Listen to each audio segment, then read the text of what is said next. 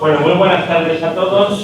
Muchísimas gracias por su asistencia en este día 9 de febrero, que para los lasarianos, que somos todos los que estamos aquí, pues es un día también especial, pues es la fiesta del santo hermano Miguel Ferrer Cordero, un hermano sabio, un hermano humilde, sencillo, un grandísimo profesor y académico de la lengua. Yo siempre tuve una gran devoción por el hermano Miguel Ferrer Cordero, que además le canonizaron cuando nosotros éramos alumnos. Creo que todos cuando hemos sido alumnos hemos tenido esa posibilidad de vivir o de tener la suerte de experimentar una canonización de un hermano que se nos hacía cercano. Bueno, saludo a todos. Saludo especialmente a una persona que yo creo que es la mayor de las ciudades, el hermano Albino López. Me va a permitir que le felicite, aunque con unos días de retraso, que ha cumplido sus 94 años. El hermano Albino, además de ser una persona que ha ayudado muchísimo a los antiguos alumnos y nos ha permitido trabajar, es un gran documentalista. Siempre que era necesario escribir algo, el hermano Albino nos ayudaba a entrar en ese archivo del colegio perfectamente organizado por él. Te deseamos que estés muchas veces celebrando con nosotros este cumpleaños y te damos gracias por todo tu trabajo de toda una vida. Ha sido no solamente el director de la Santa Espina, sino yo diría que el último abad de la Santa Espina. Y saludo a todos.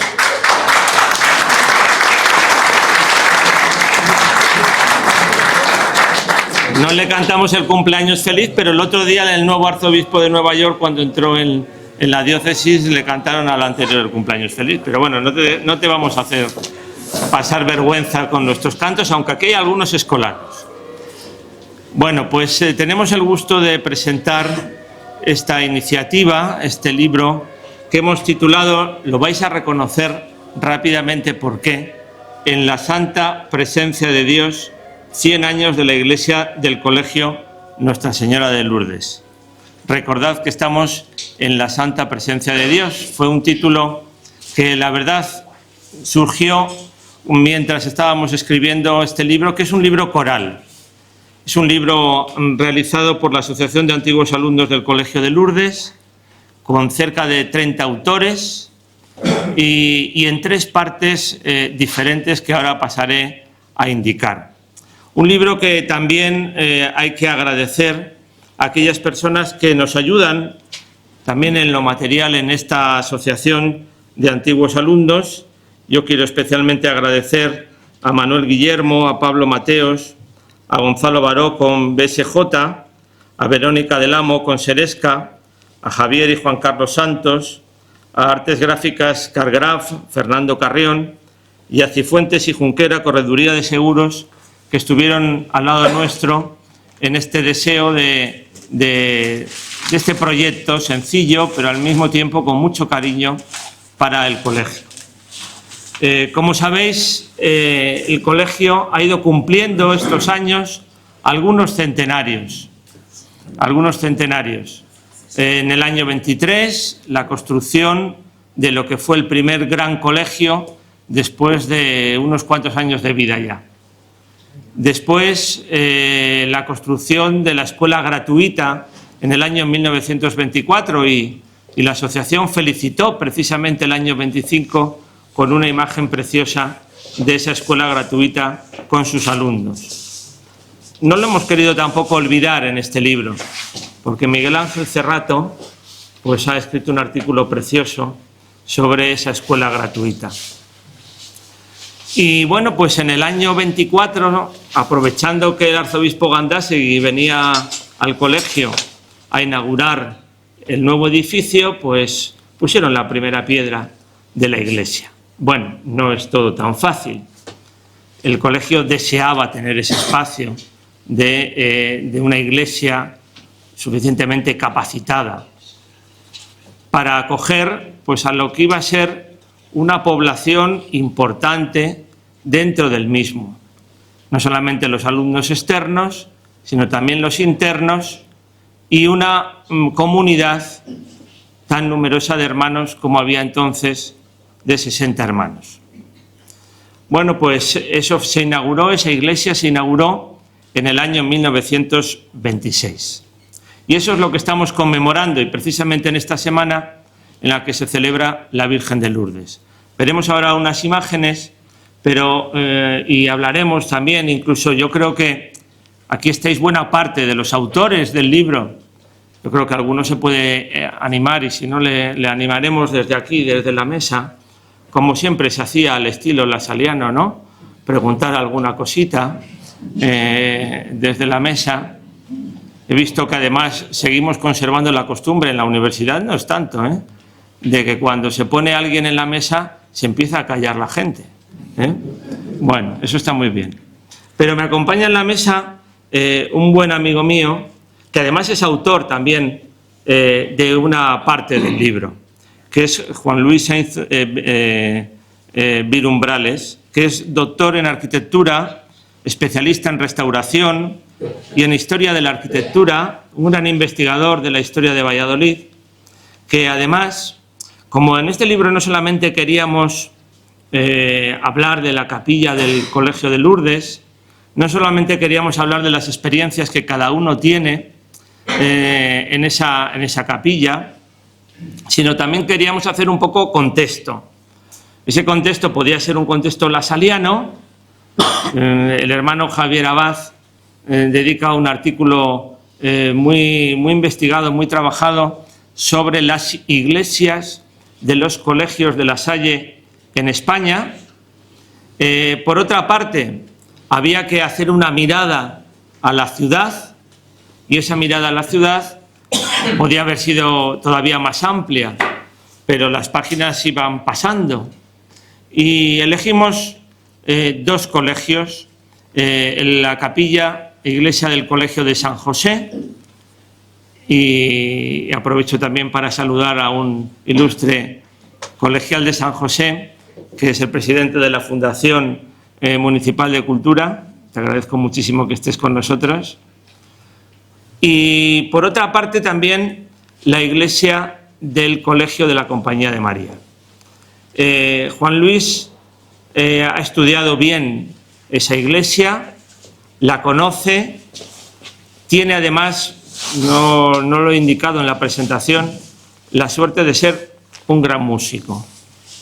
Y bueno, pues es organista de esa iglesia, un órgano que también nos puedes decir alguna cosa. Y bueno, pues desde fuera nos va a hacer un poco un recorrido sobre lo que supone este tipo de templos, los estilos, etcétera. Entonces yo te cedo la palabra para que nos puedas ilustrar. Él ha hecho una tesis doctoral estupenda sobre las torres de Valladolid, pero las torres del románico, del medievo, por ejemplo Santa María de la Antigua, la torre también de la Colegiata, tan desconocida, tan desaparecida, claro. Y bueno, pues sigue estudiando las distintas torres de Valladolid. Para mí siempre es un punto de referencia en todas sus investigaciones. Pues esperamos lo que nos puedas indicar de estas iglesias. Pues muchísimas gracias. Es para mí un honor estar aquí y con este auditorio tan interesado y que espera escuchar algo de esa iglesia donde ha vivido tantas experiencias. Y cuando me comentó Javier hablar sobre esta iglesia o escribir sobre la iglesia de la Compañía de María, yo me acordé de cuando estas iglesias neorrománicas, neogóticas, eran consideradas como cosas viejas que no tenían ningún valor. Eso ocurría Pues sobre todo después de la Segunda Guerra Mundial, cuando el movimiento moderno, la arquitectura moderna, la que actualmente seguimos proyectando y utilizando, triunfó. Y esta arquitectura historicista, que buscaba en los antiguos estilos muchas veces medievales, fue considerada como algo fuera de la historia y que incluso estaría bien tirarlo. Y esto lo hemos visto en Valladolid. En Valladolid hemos destruido muchos palacios renacentistas, mucha trama urbana antigua, pero también iglesias neogóticas e iglesias neorrománicas. Esto aquí en Valladolid pasó, pero en Londres, con el patrimonio victoriano que hay, pues se pueden imaginar lo que pasó después de la Segunda Guerra Mundial. Se tiró todo lo que se pudo y más. Y en medio de esta vorágine, en una otoñal tarde de 1957, en el salón de una señora de estas de la alta sociedad inglesa, ya saben, la gentry inglesa y sus señoras siempre con sus labores culturales, pues se reunieron varios intelectuales que estaban interesados en defender la arquitectura victoriana, esa arquitectura historicista, pero por varias razones, por distintas razones cada uno. Y entre ellos los dos más importantes son los dos personajes que tienen la fotografía a ambos lados. Por un lado, el poeta John Betjeman, que le ven además, he elegido la foto por algo, está delante de un micrófono de la BBC. John Betjeman era además una persona que hacía programas de radio, de televisión, era un poeta interesado por la vida cotidiana inglesa. Es de estos ingleses muy ingleses que le gusta mucho la vida inglesa. Y entonces veía que esa arquitectura victoriana era la arquitectura de su niñez y la arquitectura donde había pasado gran parte de su vida y que estaba viendo cómo esa forma de vida se hundía. Y por otro lado, un carácter completamente distinto, que es Nikolaus Pevsner, un gran historiador de la arquitectura, judío-alemán, era profesor de Leipzig y, claro, era de estirpe judía, y cuando llegan los nazis al poder en el año 33, pues lo primero que hace es irse volando a Inglaterra. Y los dos tenían ese interés por salvar la arquitectura victoriana, pero claro, Pevsner lo veía desde el punto de vista académico, desde el punto de vista de la historia del arte. Pero juntos lograron hacer esto, lograron establecer una sociedad, la Victorian Society, que actualmente en Inglaterra es importantísima y siempre se la consulta para los temas de proteger la arquitectura del siglo XIX victoriana. Y de fondo tienen uno de los edificios más paradigmáticos que salvó la Victorian Society, que es la estación de St. Pancras, con el hotel de George Gilbert Scott, uno de los arquitectos neogóticos más importantes ingleses. Ya se pueden ver el tamaño del edificio, es descomunal, claro. El tamaño del edificio es descomunal. Y esto, evidentemente, a los inversores de los años 50 les hacía la boca agua pensar en tirar todo esto y construir un edificio enorme aquí. Pues ellos consiguieron salvar este edificio. ¿Y por qué lo uno con esto? Porque estamos con un edificio historicista, con un edificio que quizás parte de la sociedad, incluso parte de la intelectualidad, no valore, porque todavía estamos con esa idea de que lo historicista, tal y cual, ahora quizás hablaremos algo más de ello, todavía seguimos con algo de esa idea, yo creo que hay que desterrarla. Los edificios historicistas tienen un gran valor, por muchas razones, pero sobre todo estos dos autores jugaban cada uno con los valores de la arquitectura. La arquitectura tiene valores, por eso la conservamos. No es porque sea bonita, fea, nos guste o no nos guste, eso al fin y al cabo cada uno tiene un gusto y cada uno va a decir una cosa. Es por los valores de la arquitectura. Y la arquitectura tiene valores histórico-artísticos, que es lo que estudiaba Nikolaus Pevsner, su valor, por qué está ahí, cuáles son sus antecedentes, sus consecuentes, por qué se desarrolló este edificio, qué dio lugar a este edificio. Pero, y sobre todo, ¿qué es el gran valor de este libro?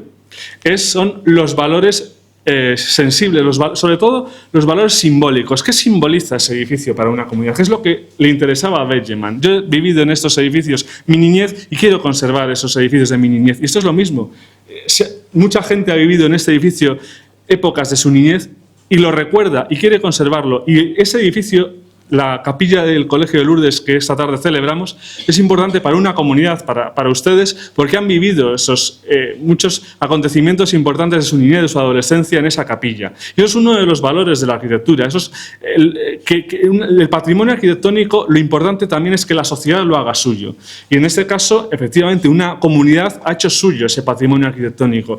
Y resaltar esto, por boca de muchos testimonios, es uno de los, para mí, de los grandes valores del libro y de los grandes aciertos del libro, que normalmente no se ve, porque normalmente pues venimos los eruditos y hacemos un análisis muy sesudo y tal, pero faltan las voces de por qué este edificio es interesante para la comunidad. Y yo creo que esto es un libro muy interesante y que aporta esta visión también. Hemos comentado alguna vez tú y yo el propio hecho de en esos momentos, José María Basterra, un arquitecto bueno, muy prestigioso. Tú nos puedes decir algunas cosas sobre él también. Un arquitecto vasco cuya obra se iba extendiendo a lo largo del norte de España y que precisamente traza los planos de esta iglesia pues al final de su vida. Él muere en el año 1932, creo recordar. Sí, 32, sí, creo. Y bueno, pues esta iglesia del 26. Pero además hay una cosa muy interesante, que José María Basterra participa en el final de una obra muy cercana en Valladolid, que a lo mejor una es consecuencia de la otra o la otra es consecuencia de la una, que es no solamente el colegio de los agustinos filipinos, sino especialmente la cúpula de su iglesia. Y además eso aquí pone en marcha, bueno, pues los neos, ¿no? En este caso un neorrománico. Allí ya es un edificio trazado por Ventura Rodríguez en el siglo XVIII que se respeta, pero puede ser posible, ¿no?, que un edificio esté vinculado con el otro, por lo menos en el compromiso laboral. Lo he pensado, ayer te conté una hipótesis y ahora te voy a contar la contraria. Porque ayer te dije... Eso suele ser habitual. Sí, porque ayer hablamos por teléfono y le dije, pues puede ser que Basterra fuera a Filipinos porque había empezado esta capilla y desde allí tuvo contacto con los filipinos y le llamaran. Pero estaba estudiándolo esta mañana y resulta que José María Basterra, una de las grandes iglesias de Bilbao que hace, que además es neorrománica, o en un neorrománico peculiar, pero es neorrománica, es la iglesia de San José de la Montaña, que es de los agustinos en Bilbao, claro, que la construye entre 1906 y 1931. Es decir, que los agustinos podía ser que le conocieran a Basterra, le trajeran aquí y a través de los agustinos hiciera esta capilla. Pero también Basterra había tenido contactos con los lasalianos, con lo cual, bueno, la idea de cómo entró Basterra aquí, pues todavía yo creo que no lo conocemos bien. Ahora, yo creo que las dos obras tienen que estar relacionadas de algún modo. Son dos obras cercanas, es un arquitecto muy prestigioso. Cuando Basterra viene a Valladolid es una persona ya con la obra hecha. Basterra estudia en la Escuela de Arquitectura de Madrid en los años 80 del siglo XIX. Empieza a hacer sus primeras obras, por ejemplo, la iglesia de los jesuitas de Bilbao, es una gran iglesia de ladrillo, pues como la enseñanza, pero con 3 naves. La construye en 1891, a poco de terminar. Construye otra gran iglesia neogótica, que es la de Torrelavega, la iglesia de la Asunción de Torrelavega. Hace colegios, hace las torres, por ejemplo, la Basílica de Begoña. Si tienen ustedes la imagen de la Basílica de Begoña, la Machu de Begoña, que en Bilbao es una institución, la torre es de Basterra. La iglesia de San Antón de Bilbao, la iglesia de San Antón de Bilbao es como aquí la iglesia de Santiago, la iglesia de la gente bien, vamos a decir, pues la torre de San Antón de Bilbao es de Basterra, etcétera. Es decir, es un arquitecto que tiene muchísima obra en Bilbao y muchísima obra de gran importancia. Fue arquitecto diocesano de la... No lo he entendido muy bien cómo fue arquitecto diocesano, porque en aquel momento Bilbao era parte de la diócesis de Vitoria. La diócesis de Vitoria tomaba todo el País Vasco y él era solo de Bilbao. Debía ser una especie de subdelegación o algo por el estilo. Pero bueno,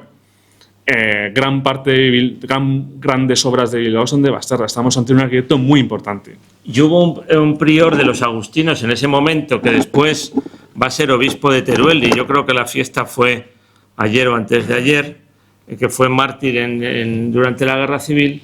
Ese prior de los agustinos, tenemos constancia que estuvo en la inauguración de esta iglesia y es el que después va a impulsar esas obras del final de la obra de la iglesia de los agustinos filipinos. Pero háblanos un poquito también de lo que se refiere a los estilos, cómo en ese momento se estaba recuperando, ¿no? Tú lo has estudiado y lo has estudiado en este libro sobre el neogótico en el caso de la iglesia de las monjas de la Compañía de María, pero en este caso neorrománico. ¿Qué tendencia está existiendo en la historia de la arquitectura en España en ese momento? Bueno, Basterra, claro, hace ya la iglesia muy mayor y en un momento ya en que casi es un neorrománico casi fuera de tiempo. Es decir, está en un momento ya casi que la arquitectura ya están triunfando el Art Deco, el modernismo ya incluso se ha pasado y está ya a punto de triunfar el movimiento moderno. En los años 30 en España fue ante todo el movimiento moderno, o sea, está ya muy en el límite. Claro, es un arquitecto mayor, es un arquitecto consolidado, es un arquitecto que tira ya de lo que conoce. Hay que tener en cuenta de dónde viene Basterra. Basterra se forma arquitectónicamente en los años 80 del siglo XIX y se forma en una escuela de arquitectura de Madrid que lo que interesa mucho es la construcción. y la construcción medieval. Están bajo los textos, sobre todo, de Viollet-le-Duc, el gran arquitecto restaurador de Notre Dame de París, que probablemente hayan oído hablar de él, sobre todo a raíz del incendio. Viollet-le-Duc hace una obra colosal de investigación de la Edad Media, no solo de la arquitectura, de todos los ámbitos. Hace una enciclopedia, el Dictionnaire raisonné, que se llama normalmente la enciclopedia medieval. Yo no me acuerdo si son 12 o 14 tomos porque siempre la consulto online, pero bueno, es un libro colosal. Y de ello aprendieron muchísimo, y de la arquitectura medieval se aprendió mucho. De hecho, la arquitectura moderna hunde sus raíces en esas visiones de la arquitectura medieval y en ir más allá todavía que la arquitectura medieval. Y en ese contexto hay que ver a Basterra, y Basterra es un arquitecto que bebe mucho de la arquitectura medieval y la reinterpreta. Aquí tenemos en la capilla del colegio esa reinterpretación. ¿Por qué neorrománico? ¿Por qué neogótico? ¿Significa algo coger un estilo u otro? Pues en algunos casos sí. Por ejemplo, el neogótico y el neorrománico. El neogótico sobre todo nace en Inglaterra. El neorrománico es más difuso. El neorrománico, por una parte, nace también en Inglaterra a finales del siglo XVIII. Los ingleses están buscando nuevas formas de expresión frente al neoclasicismo, pero también tiene una parte muy importante en Alemania, porque en Alemania están en ese momento los pequeños reinos alemanes antes de la unificación germana, pues cada uno tiene su corte y cada uno está haciendo su arquitectura de corte. Y el problema es que en aquel momento, la cuestión es que en aquel momento lo que se llevaba, habían descubierto ya el neoclasicismo, estaban ya después del neoclasicismo, estaban ya incluso imitando los templos griegos directamente, el neogriego. Claro, el problema del neogriego es que ni siquiera tenían arcos. Y tenían que hacerlo todo con columnas y grandes dinteles de piedra. Claro, esos dinteles de piedra son enormes, carísimos de construir, y en Alemania además se construye mucho con ladrillo, con lo cual tenían un problema de cómo construimos tal. Y entonces, en 1828, el arquitecto de Karlsruhe, Heinrich Hübsch, saca un libro con un título provocador. ¿En qué estilo debemos construir? ¿Y cuál es la tesis de este libro? Bueno, la arquitectura esta neogriega que está de moda tiene problemas por lo que les estoy contando. Y él saca otros que no voy a entrar, ya son cuestiones arquitectónicas que habría que desarrollar más. Y saca otros problemas. Dice, la arquitectura del final del Imperio Romano y de la Alta Edad Media, la época otoniana, con los arcos se puede construir con ladrillos, con pequeñas piezas, podemos hacer luces más grandes, es mucho más adaptable. El orden griego romano tiene unas proporciones fijadas. La arquitectura alto medieval del final del imperio es mucho más elástica, con lo cual de ahí viene esa idea de construir en estilo neorrománico. Mientras tanto, en Inglaterra se está haciendo el neogótico, está estimulándose el neogótico.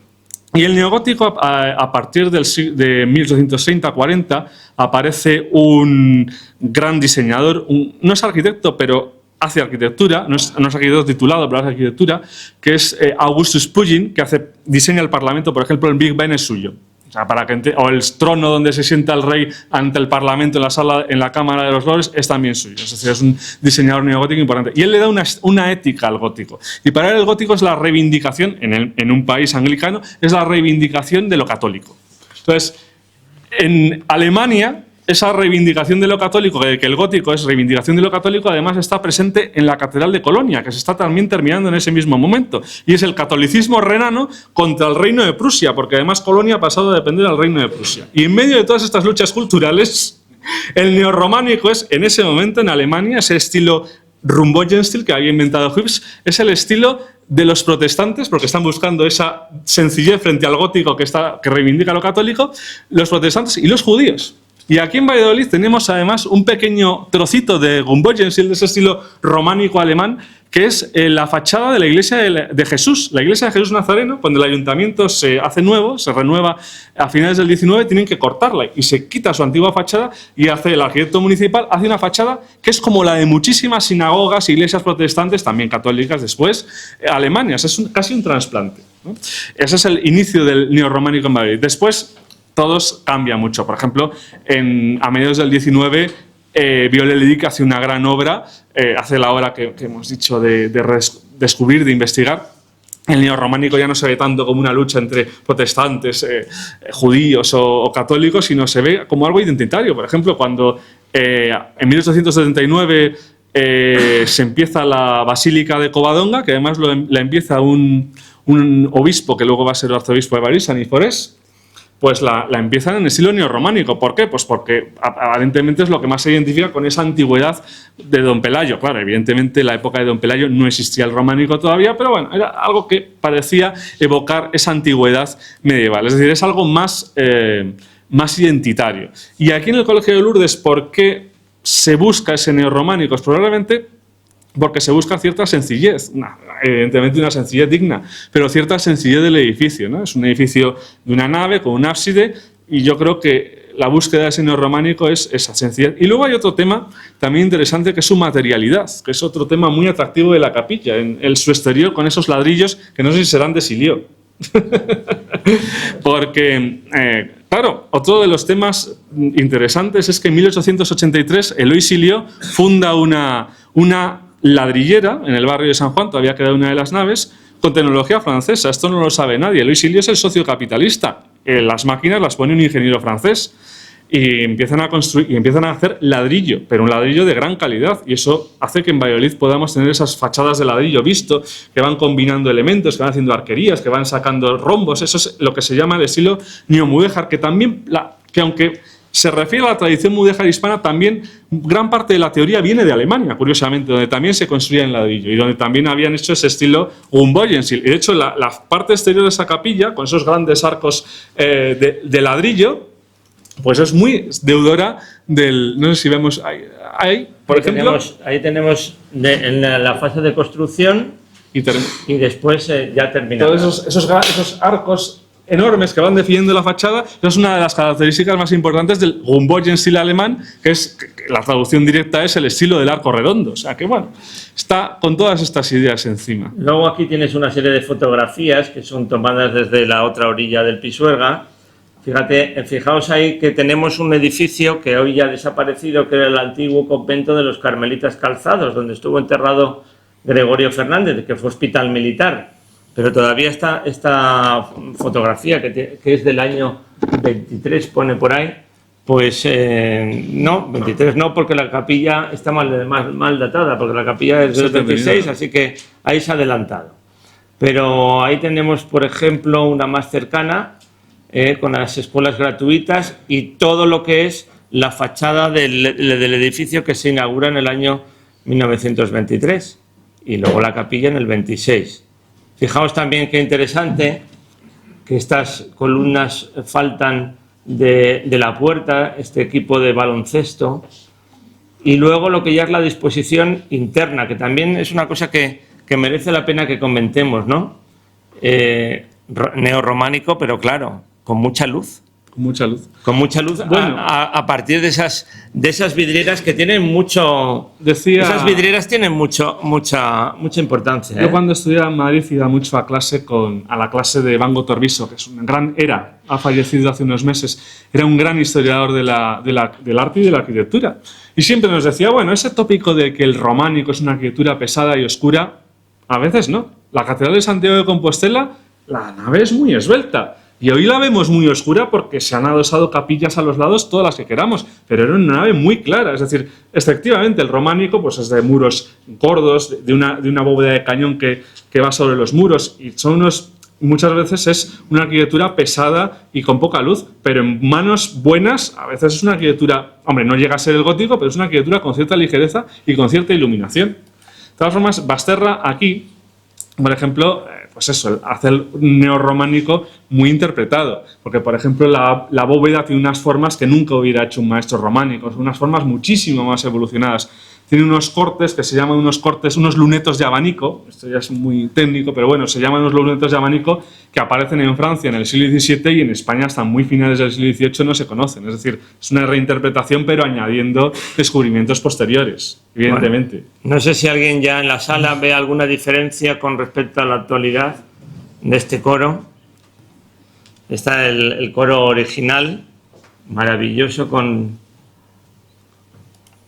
Luego ahí ya tenemos ahí ya tenemos los habitantes, no solamente la arquitectura, sino ya los habitantes, y sobre todo esta vidriera central, que no nos ponemos de acuerdo, ¿verdad, hermano Albino? ¿Qué puede representar esa vidriera central? Si se refiere a algo referido a la adoración eucarística, si se refiere al Sagrado Corazón, a Pentecostés, pues tercera hipótesis ya. Ya tenemos ahí varias hipótesis, ¿no? Porque es la vidriera que hoy tiene delante a la Virgen de Lourdes. Ahí tenemos también cómo todos los alumnos del colegio, los internos, los externos, pero especialmente los congregantes, pues tenían su escenario también en esta capilla. El monumento del Jueves Santo. Distintas vistas. Ya se puede intervenir el que quiera, ¿eh? Siempre se ha podido, pero pues, se pueden hacer comentarios. Ahí tenemos a los congregantes de María Inmaculada y de San Juan Bautista de la Salle. Este señor que está aquí con 11 años es mi padre, en el año 39, 40.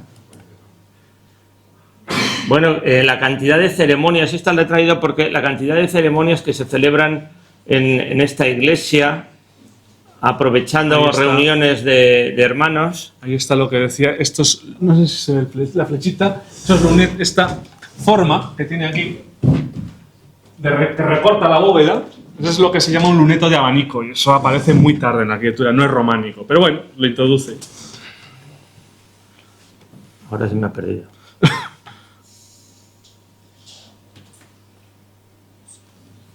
Bueno, ahí tenemos dentro del propio colegio el conjunto. Ahí está esta foto que es de los años 34, 35, donde hay algunos hermanos, claro, hay que verlo con detenimiento, hay algunos hermanos que no están vestidos con el hábito y otros sí. Esto es en el tiempo de la República. Ahí tenemos al abad de la Trapa, y también al arzobispo de Burgos, que viene para algunas inauguraciones. Ahí tenemos, por ejemplo, la inauguración de lo que es... Porque en este libro también lo que hemos pretendido es hablar también de la devoción de la Virgen de Lourdes. Y sin duda alguna en Valladolid va a haber dos grutas de la Virgen de Lourdes. Una que se va a reproducir en el interior de la parroquia de San Ildefonso y otra que se va a realizar por parte de los antiguos alumnos en el año 35. Las aventuras pues ya las tienen dentro porque no les vamos aquí a contar todo. Pero miren, por ejemplo, en el centro tenemos al Beato Florentino, que va a estar en el colegio unos días antes de que sea enviado a la diócesis de Barbastro y allí va a ser asesinado durante la Guerra Civil. Aquí, por ejemplo, que algunos pueden observar... Me he olvidado de leer el puntero. Ya me va a reñir mi mujer porque me lo regaló el otro día. El hermano Gregorio, que le hemos comprado hojas de examen, bolígrafos. Ahí le tienen vestido de paisano, entre otros muchos, ¿eh? Entre otros muchos. Ahí tienen, por ejemplo, a don Daniel Llorente, que fue capellán del colegio. El hermano Tato con la escuela gratuita.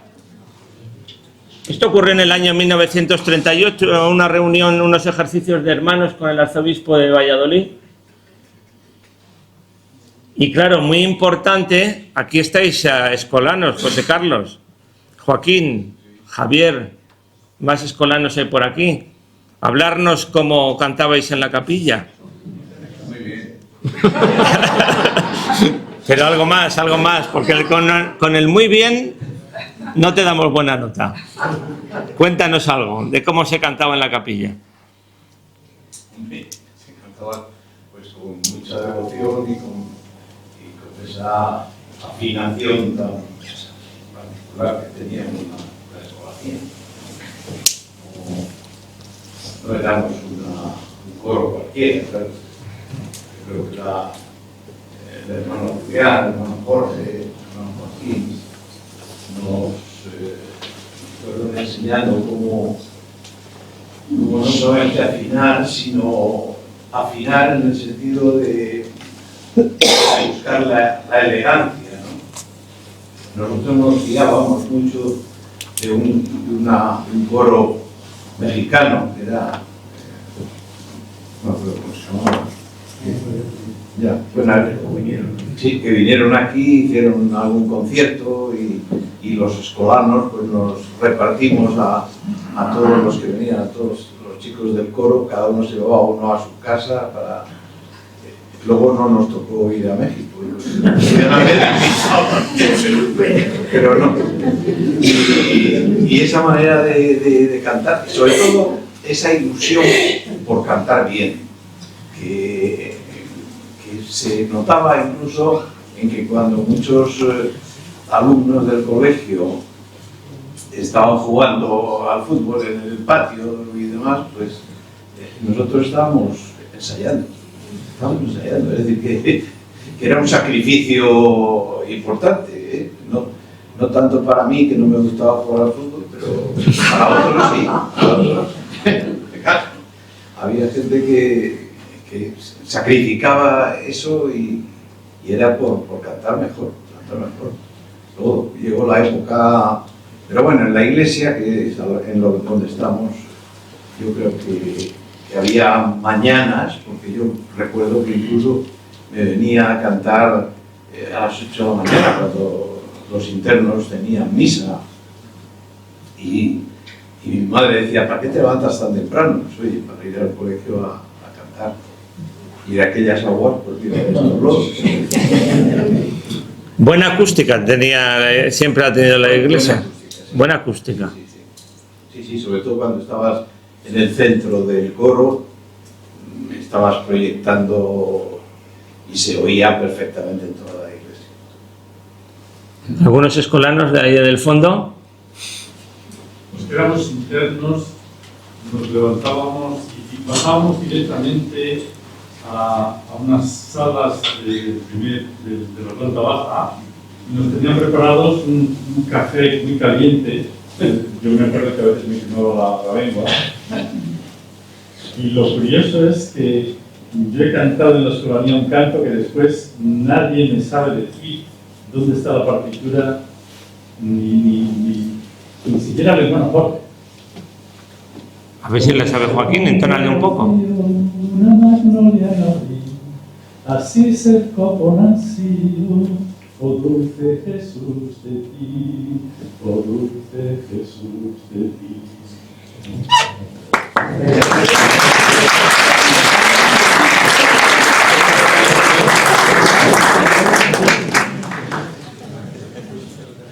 Uno de los momentos importantes para muchos de los que estuvimos en este colegio, hasta el año 86, que el arzobispo José Delicado Baeza se le ocurrió aquello de que en las parroquias era muy importante hacer la primera comunión y quitaron la posibilidad de que los alumnos hiciésemos la comunión, nuestra primera comunión en el colegio. Bueno, nuestra primera, nuestra segunda, tercera, porque yo me acuerdo cuando hice la segunda.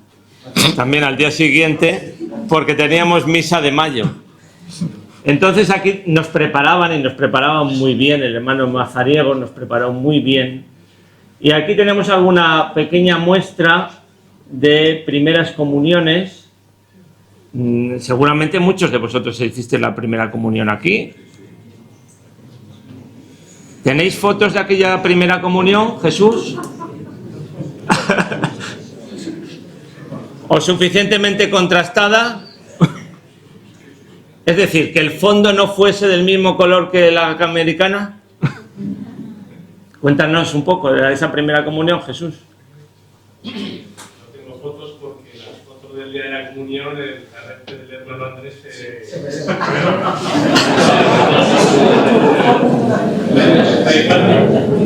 y realmente quiero decir, no sé, la historia real, porque el hermano Andrés, un interno, como represalia, porque el hermano Andrés, pues de suspender, entró en su taller, le robó los carretes de nuestra comunión en el año y los escondió en una cisterna. Entonces nosotros tuvimos que repetir la primera comunión. Tuvimos la comunión y nuestros padres, cuando van a decir ¿dónde están las fotos? No hay fotos porque unos meses después salieron a la cadena, esto no va. Y nos tocó repetir la comunión y la semana siguiente, pero claro, ya ni estaban todos los invitados, ni el agape fue el mismo, evidentemente. Pero esto, ¿cómo no lo has contado en el libro? Porque ahora mismo me acaba de venir a la memoria. Mi madre está ahí presente y lo recuerda perfectamente. Y en aquella época que andábamos todos un poquito justitos, pues Santa hacer 2 ságapes, pero no es lo mismo. Ágape y fuerza. No sé si está alguien de la sala aquí. Ese hermano joven soy yo. Ahí tenéis al hermano Zaya. Bueno, cuéntanos un poco. ¿Eras el catequista? Yo empecé aquí la primera donde vine, clase que sale en el patio de los pequeños, que solo había una. Y ya no sé si era el primero y el tercero, nos preparábamos para la primera comunión. De la base de cuñas tenía todos los años. Desde la derecha, ¿sabéis quién es? No. Soy director del Instituto del Colegio, le llamaban arquitecto.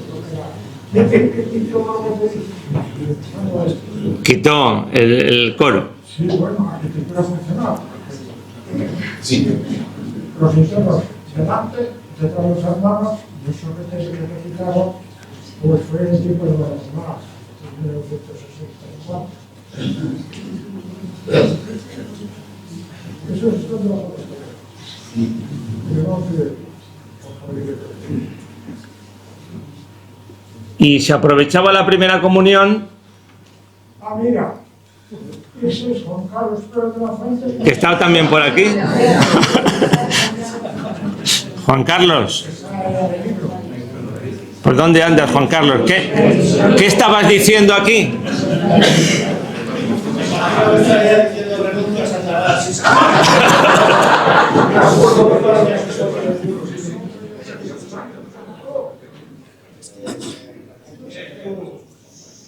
También había algunas confirmaciones. No está aquí Miguel López del Corral, que nos dio esta foto. Y bueno, pues ahí en el colegio, tal y como lo hemos conocido muchos, con ese jardín tan copioso, pues esta fue la iglesia que nos encontramos nosotros con ese Cristo crucificado un poco volante.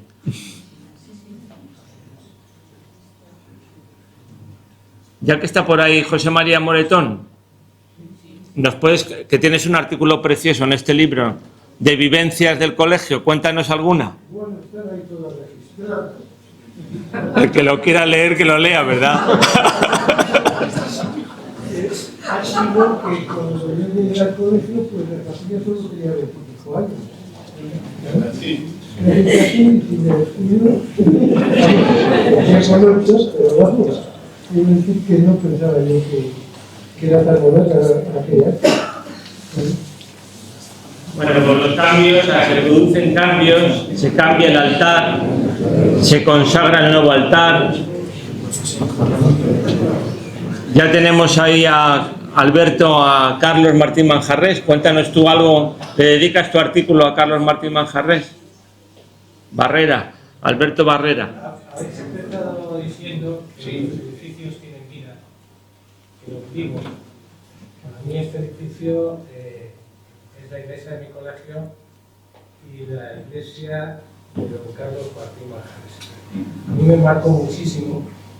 Yo fui monaguillo suyo y además me casó en la iglesia. Solo puedo decir eso. Me pasé toda mi boda llorando viendo a la Virgen. Cuando dicen que son las señoras, las madres, las que lloran y tal, pues aquí lloro yo.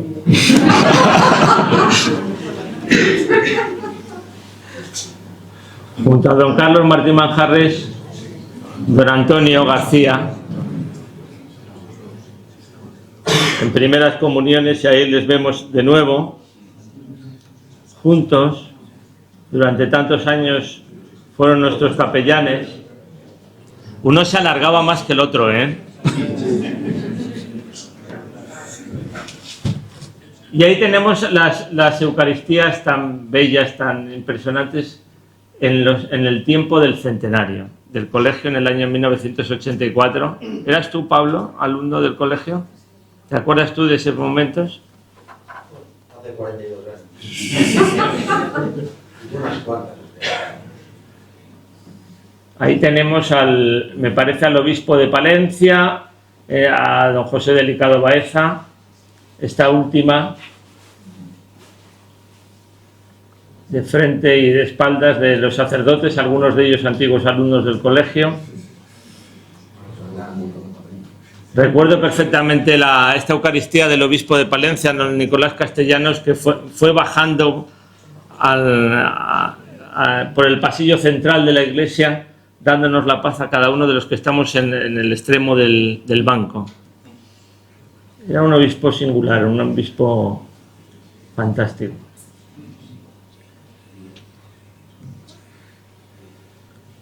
Esta corresponde a la primera misa del actual arzobispo de Valladolid, el 4 de junio del 2016, que hizo la primera misa como obispo, celebró la primera misa como obispo en la capilla del Colegio de Lourdes. Y aquí, coincidiendo con los 300 años de la muerte del fundador de San Juan Bautista de la Salle, pues fue nombrado afiliado al instituto. Además de las reuniones, esta Elena estuvo promoción. Cuéntanos un poco tu experiencia en el colegio. En la capilla, con el coro, con la guitarra. He tenido un secreto con César que se iba a ir conmigo a la tumba y ahora ya no se va a ir conmigo a la tumba. He visto los escritos. Y veces que vean lo que pasaba. ¿A que no nos lo vas a decir?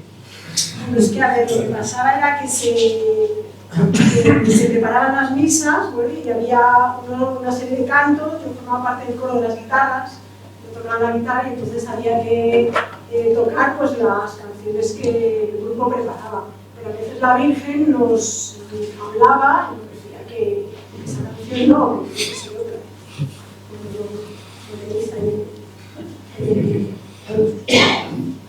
Una de las cosas que a mí me ha gustado más ha sido el tema de las vidrieras. Las vidrieras, que como tantas cosas, también venían de Francia.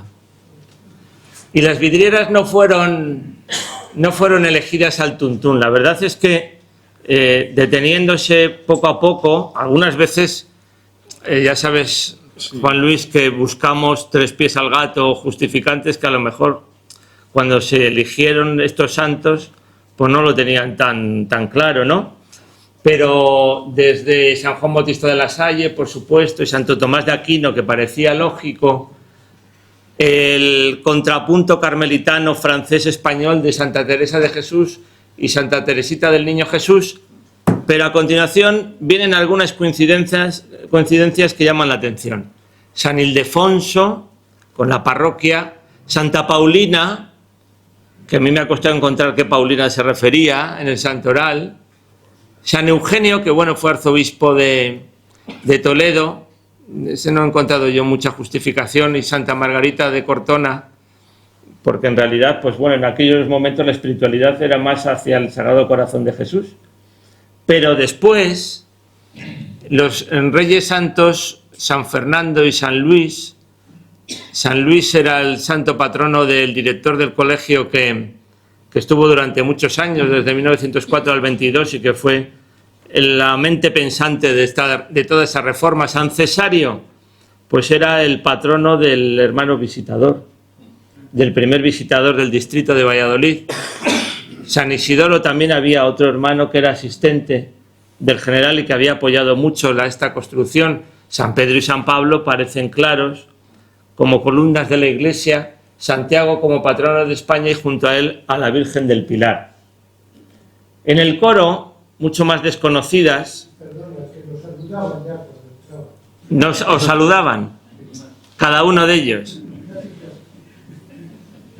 Albino, ¿encontraste tú precisamente que era una casa importante francesa? Importantísima, y que estaba muy relacionado con el arquitecto. Y luego esa casa francesa, que ha estado hasta hace 20 años funcionando, desde 1850 o tal. Entonces, se dedicó a reparar vidrieras de las catedrales de París. Pero luego, en las obras del arquitecto que hizo, cosa curiosa, en la linterna del colegio de los filipinos que restauró él, hay una vidriera igual de esta casa. Hay una vidriera de esta casa. Tenía relación también con el arquitecto. Sí, Momellán. La casa Momellán es la casa Momellán, Maumejean escrito, Momellán. Esta casa es de origen francés, pero abrió una sucursal en Madrid, pues ya no me acuerdo, sobre 1910 o por ahí, y era la empresa, en ese momento, en 1920-30, la empresa más importante de vidrieras en España. Por ejemplo, aquí en Valladolid, efectivamente, las de Filipinos, estas, las de, si no recuerdo mal, las del Ayuntamiento, que son de los años 40, las del Salón de Recepciones, y las de la Antigua. Las de la Antigua también son de Momellán, claro, la Antigua la reconstruyen entera en 1920-30 y se hacen también en este momento. O sea, son conjuntos de vidrieras interesantes. De hecho, Valladolid está pidiendo a gritos un catálogo de vidrieras. Pues ya tienes tarea.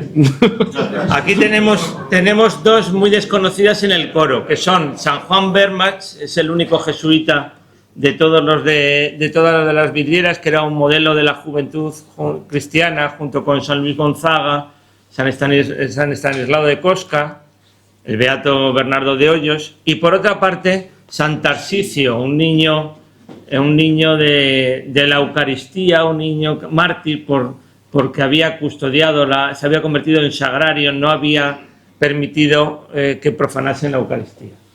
Y después, ya en la cabecera, pues tenemos, claro, no tenemos una imagen, como hemos dicho, de la del centro, donde fue situada la Virgen de Lourdes después de la reforma de la Iglesia, pero, por supuesto, San José como patrono del instituto, la Virgen del Carmen, el Sagrado Corazón de Jesús y el Ángel de la Guarda. Como ven, se puede hacer, o como veis, se pueden hacer una perfecta clase de catequesis hablando de las vidrieras del colegio. Rápidamente, porque quería un par de testimonios y tampoco para alargarnos, pues el hermano Javier Abad nos mandó algunas en este estudio que os recomiendo la lectura, pues de las distintas capillas de los colegios de La Salle, algunas con una historia muy anterior, como esta de Palencia, vinculada a Santa Teresa de Jesús, o la propia de Bujedo, tan maravillosa y que para muchos significa tanto por los ratos que hemos estado allí, del antiguo Colegio de Maravillas de Madrid, que fue quemado en el año 1931, y como ahora estamos muy de moda con el tiempo de los años 20 y la reina Victoria Eugenia, os he traído aquí alguna foto también de la visita de Alfonso XIII al Colegio Maravillas de Madrid. Bueno, pues esta es la capilla que desapareció en el año 1931. Claro, que se parecen junto con la de Griñón que veremos a continuación. Y esta es la capilla actual del Colegio Maravillas en una ubicación diferente. Ahí tenemos a Griñón. Una visión actual y una antigua con dos coros, en este caso, ¿no? ¿Es así, hermano Antolínez? Con dos coros. ¿Había alguna razón? Porque era noviciado. Para los hermanos enfermos. Entonces, desde allí a donde seguían ellos más directamente la misa.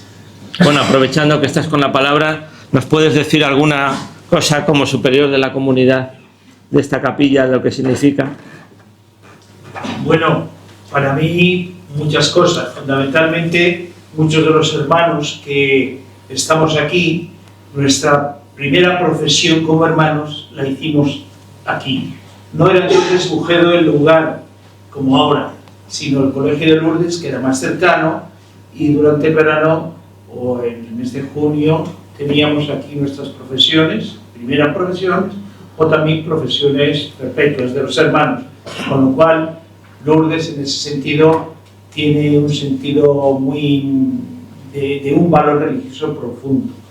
Y después también hay otra cosa que para nosotros ha sido muy importante, las grandes concentraciones, cuando venía el superior general, cuando teníamos alguna visita de los asistentes, el distrito de Valladolid elegía siempre el Colegio de Lourdes y la capilla pues era un lugar importante. Yo recuerdo aquí al hermano John Johnston, al hermano Álvaro, los últimos aquí en el colegio. Y también era un lugar donde para nosotros era el momento de otorgar el ser afiliados, el ser bienhechores del instituto. La Iglesia recoge muchísimas personas que fueron allí proclamadas o bienhechores o afiliados. Y además la Iglesia también era el lugar, nos lo explicaba antes Alberto, para que algunos antiguos alumnos, algunos profesores se hayan casado. Los padres de Adolfo Delibes, que le tenemos al fondo, Germán ha hecho un artículo muy bonito de la boda de tus padres. Si nos quieres decir alguna cosa, aunque tú no estuvieses como tu hermano Germán en esa boda, pero... Bueno, hubiera sido mejor que lo contara el propio Germán, pero está de viaje y no va a poder ser. Pero bueno, creo que lo que ha contado es una cosa bonita y por ponerle alguna pega creo que es muy conocida por mucha gente y probablemente muchos de los colegiales y fuera del ámbito del colegio sea conocida esa noticia de que mis padres contrajeron matrimonio en el Colegio de Lourdes. Fue en el año 1946 y algunos hermanos de los últimos que han muerto en Bujedo, ya casi centenarios, como el hermano Valdizán, confesaban que habían cantado en aquella boda. También nos habéis prestado algunas fotos pues diferentes de aquella boda, una de ellas sacada del norte de Castilla, diferente a la que se ha difundido habitualmente. Y para terminar, pues teníamos también una referencia que Jesús San José, jesuita que actualmente está en Santander, precisamente en la casa de otra obra de Basterra, que es la iglesia del Sagrado Corazón en Santander, pues la que es la capilla del Colegio de San José de Valladolid, en el edificio de 1881 que vemos ahí, un edificio donde distinguimos un Valladolid diferente, y en la iglesia que tú has estudiado, que también nos has insistido mucho que pusiéramos este plano de la iglesia del Colegio de la Compañía de María en relación con otros edificios. Sí, yo tengo la visión del arquitecto historiador de la arquitectura y para mí, lo que decía antes, para mí es interesante el consecuente, el antecedente, saber de dónde sale, saber... Cuando los arquitectos estudiamos arquitectura nos gusta ponernos en la piel del que hizo el edificio. A veces es imposible, porque claro, vivimos en épocas completamente distintas, pero intentamos hacerlo. Y a veces tenemos problemas porque, claro, quieres intentar saber lo que sabía todo el que había hecho el edificio que quieres estudiar y a veces le jibalizas, porque dices, no, yo quiero... Realmente sabía más el que estaba haciendo. Pero en la Compañía de María, yo creo, es una iglesia interesante porque yo creo que se le ven muy bien los referentes. Y el referente de la iglesia de San Pablo yo creo que se ve muy claro, tanto en su espacio como en su planta. Por ejemplo, aquí está la planta comparada, ¿no? Arriba la planta de San Pablo y abajo la planta de la iglesia de la enseñanza. Las dos a la misma escala. Y se puede ver que es la versión reducida de la iglesia de San Pablo. Claro, cuando no sabemos todavía siquiera exactamente quién hizo la iglesia de la Compañía de María. O sea, 1894 y seguimos como si fuera un edificio medieval sin firma. Pero bueno, el arquitecto maestro de obras al que se le encomendaran, claro, el proceso es muy lógico. Me encargan una iglesia. En ese momento el neogótico era el estilo para iglesias más usual, por todo lo que hemos contado. ¿Cuál es la iglesia de Valladolid gótica, conventual? Además, la propia orden pedía cierta sencillez en los templos. ¿Cuál es lo que se parece más? San Pablo. Pues cogemos San Pablo y lo adaptamos. Yo creo que es un proceso muy lógico y muy interesante ver cómo la iglesia de San Pablo se adapta desde un punto, o se renueva o se vuelve a ella desde un punto de vista del siglo XIX. Yo creo que es un valor interesante de esta iglesia de la Compañía de María, aparte de otros. Por ejemplo, la semana pasada, no lo había visto, no está en el libro, vi la fórmula que da Santa Juana del Estonac para hacer las iglesias de la Compañía de María. Esta la sigue totalmente. Todo lo de esta iglesia sigue las órdenes de Santa Juana. Habrá que hacer un nuevo análisis con esos documentos. Bueno, pues dejamos para la lectura la historia que hay detrás también de la construcción de esa iglesia, una historia de cotidianidades y de sentimientos, y muy interesante. Por eso os invitamos a la lectura. No sé si antes de que la directora cierre el acto, algún antiguo alumno, antigua alumna más quiere intervenir. Animo a que lo hagan, hermano.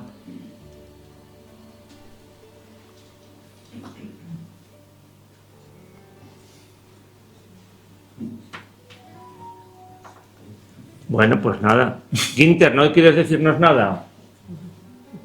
Con el bonito artículo que has hecho tú ya verán qué bonito artículo de lo que muchos hemos sentido en esta iglesia. Bueno, pues de nuevo daros las gracias a todos los que habéis impulsado este proyecto.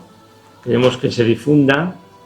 Hemos pensado que siempre era interesante que la asociación bueno, pues regalase al colegio un estudio sobre su propia iglesia. Y Ángela Mozo, si quieres puedes cerrar el acto. Buenas tardes a todos. Lo primero, os quiero dar las gracias a todos los presentes en nombre del colegio, en nombre de la comunidad de hermanos por estar aquí presentes. Sabéis lo que sois los alumnos, esto es vuestra casa. El colegio, cuando hice la entrevista para entrar en ese colegio, el director me dejó claro que el colegio era un colegio abierto y queremos que siga siendo así. Entonces, sois siempre bienvenidos.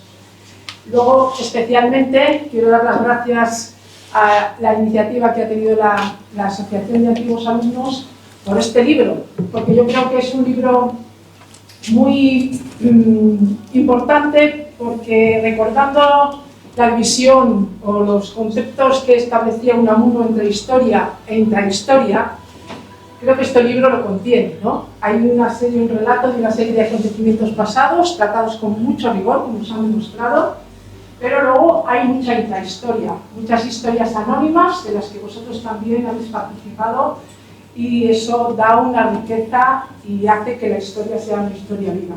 Así que muchas gracias a los presentes y muchas gracias Javier, Juan Luis, por esta lección magistral y por este rato que nos habéis hecho pasar.